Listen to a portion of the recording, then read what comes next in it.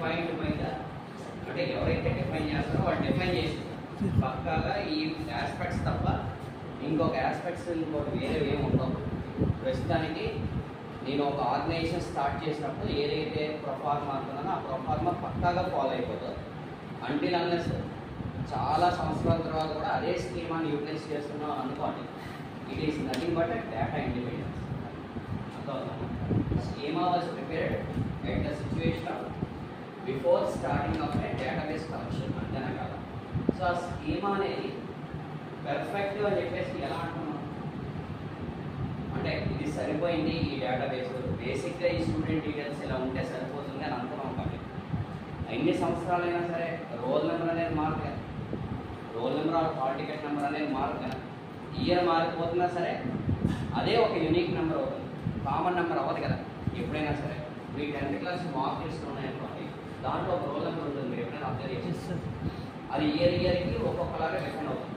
Suppose మీరు ఒక 2022లో ఎవరన్నా చేశారు అనుకున్నాం, 2020లో మీరు చేశారు అనుకున్నాం, అంతే కదా. 2020లో మీరు చేస్తారు. సో 2020లో మీ యొక్క ఎస్ఎస్సి రోల్ నెంబర్ అనేది ఒకటే యూనిక్ నెంబర్. అలాగే 2019 మీరు కంపేర్ చేస్తే వాళ్ళ ఒక చిన్న ఫార్మాట్ చేంజ్ ఉంటుంది. మళ్ళీ 2021 చూస్తే చిన్న ఫార్మాట్ చేంజ్ ఉంటుంది. అంటే రోల్ నెంబర్లో ఆ ఇయర్కి స్టార్టింగ్లోనో ఏదో ఒక మెకానిజం పెట్టుకుని రోల్ నెంబర్స్ డిఫైన్ చేస్తారు ఎగ్జాక్ట్గా. సో అలాగే intermediate hall ticket numbers, EAMCET hall ticket numbers etcetera etcetera. అంటే ఆ నెంబర్ అనేది ఎందుకు యూనిక్గా పెడతారు అంటే it is A by default proforma, అంతేనా కదా. క్లియర్ అమ్మని చెప్పేది. సో అంటే ఆ స్కీమా ప్రిపేర్ చేసి అది సో మెనీ ఇయర్స్ ఎంత హయ్యర్ లెవెల్కి వెళ్ళినా సరే యాజ్ పర్ ఎస్ఎస్సీఏ కదా, మీ 10th class mark list verification చేస్తారు కదా. Suppose you have selected in TCS or you have selected in ఏదో ఒక కంపెనీకి మీరు సెలెక్ట్ అయ్యారు అనుకుంటే, or else you are going for the higher studies at US ఎక్కడ ఎంఎస్ చేయడానికి ప్లాన్ చేశారు.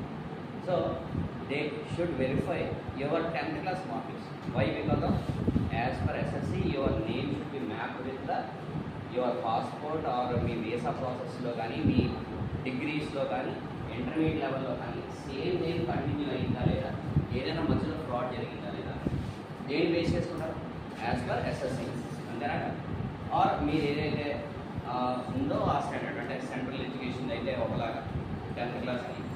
సో ఆ సర్టిఫికెట్ని బేస్ చేసుకుని ముందుకు ఎలా అయితే వెళ్తారో అదేవిధంగా ఎంత హయ్యర్ లెవెల్ మీరు స్టడీస్కి వెళ్ళినా సరే యాజ్ పర్ ఎస్ఎస్సీయే ఉంటుంది, అవునా కదా. మీరు పాస్పోర్ట్ అప్లై చేయండి as per SSC, Aadhaar apply చేయండి, ఆధార్లో చేంజెస్ కావాలి మీకు, ఏది తీసుకురమ్మంటాడు ఎస్ఎస్సీ తీసుకురమ్మంటాడు. Why? It is a standard proforma which was followed in the entire India. మన కంట్రీ అంతా కూడా ఆ రోల్ నెంబర్ని బేస్ చేసుకునే ఫాలో అవుతుంది, అంతేనా కదా. సో అంటే it is A perfect schema. Over the years it was followed. ఎంత హయ్యెస్ట్ లెవెల్కి వెళ్ళిపోయినా సరే యాజ్ పర్ ఎస్ఎస్సీ ఏంటి అని అడుగుతారు, అంతేనా కదా. సో దట్ అలాంటి ప్రొఫార్మర్స్ ఏవైతే ఉన్నాయో, అలాంటి స్కీమాస్ ఏవైతే ఉన్నాయో వాటికి డేటా ఇండిపెండెన్స్ అంటే it should not added of something else. అంటే అది ఇంకొక దాన్ని యాడ్ చేయాల్సిన అవసరం లేదని, ఓకే. ఆ స్కీమా ఒక్కటి ఉంటే స్టూడెంట్ని పర్ఫెక్ట్గా వెరిఫికేషన్ చేసేయచ్చు అని చెప్పి మనం ప్లాన్ చేసుకోవచ్చు అన్నమాట. అలాంటి ఉన్నదాన్ని డేటా ఇండిపెండెన్స్, అందుకైనా అది లోవర్ లెవెల్ నుంచి హయ్యర్ లెవెల్ దాకా ఉన్న మెకానిజమ్స్ ఏవైతే ఉన్నాయో ఆర్గనైజేషన్లో అన్నిటికీ కూడా ఒకే ఫార్మాట్ యూజ్ చేస్తున్నాం అంటే దాన్ని డేటా ఇండిపెండెన్స్ అన్నమాట, ఓకేనా.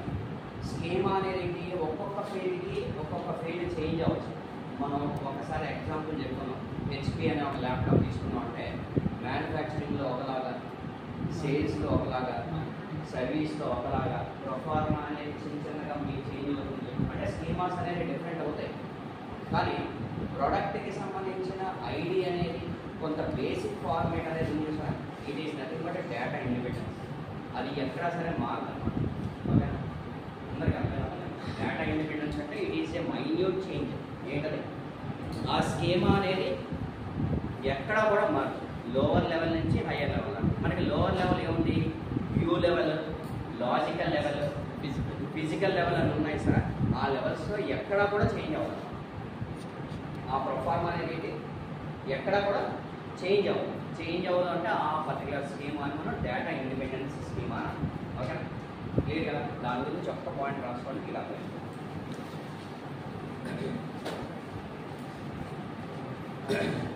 data independence is the data independence is the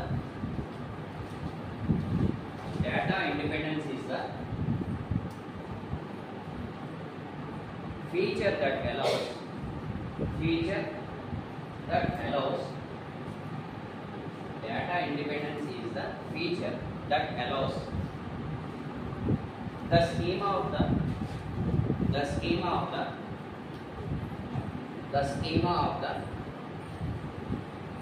one layer of the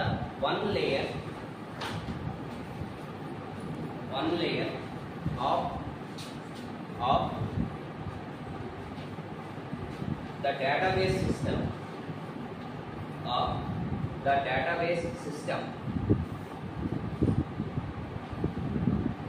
to be changed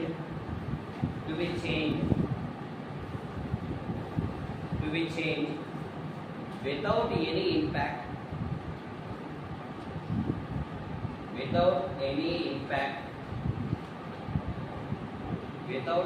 impact on the system,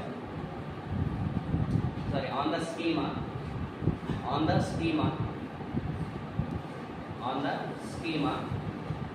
of the next higher level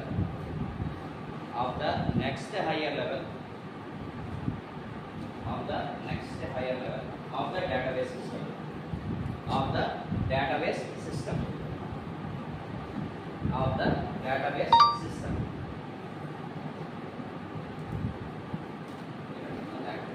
observe చేయండి, డేటా ఇండిపెండెన్స్ అనేది అదొక feature. ఓకేనా? ఏంటి ఆ ఫీచర్?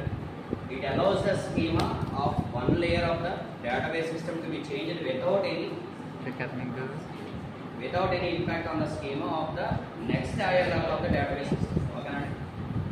సో ఎక్కడ కూడా చేంజ్ అవ్వదు, ఎంత హైయెస్ట్ లెవెల్కి వెళ్ళినా సరే.